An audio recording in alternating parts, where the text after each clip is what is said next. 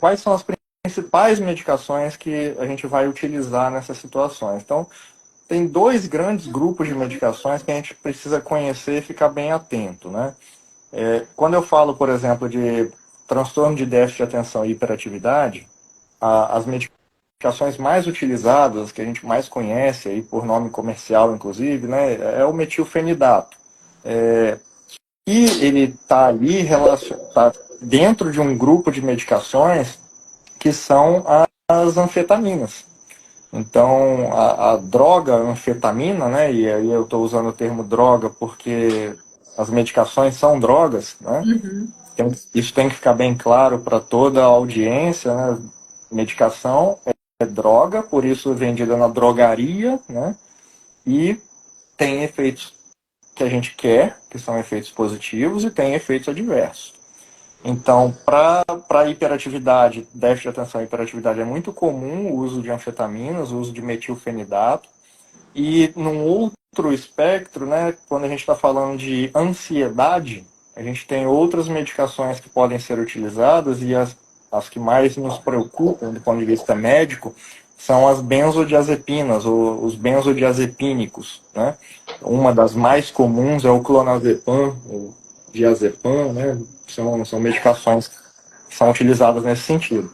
E aí, quando a gente vai analisar os efeitos dessas medicações, né? Com relação, por exemplo, às anfetaminas são estimulantes do sistema nervoso central. Elas são medicações que elevam a pressão arterial, causam taquicardia. Elas têm algumas questões psicológicas mesmo, quando a gente tem um uso prolongado, né? Pode causar efeitos como alucinação, paranoia.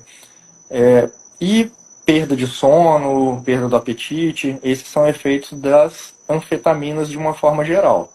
Os benzodiazepínicos, que a gente usa com indicação para situações de ansiedade, eles são drogas que, num uso prolongado, podem levar a transtornos cognitivos, eles podem, numa superdosagem, e aí a gente já está falando de automedicação com muito problema, né? Sedação, até diminuição do drive respiratório, né, espontâneo. Eles têm uma atuação ali no sistema nervoso central que pode causar uma redução da frequência respiratória. E em situações de intoxicação por essas drogas, isso pode ser muito grave. Então, de uma forma geral, os efeitos são esses. Esses efeitos, eles podem ser entendidos como efeitos adversos quando a gente tem uma indicação muito clara, muito precisa, um diagnóstico correto e numa dosagem correta.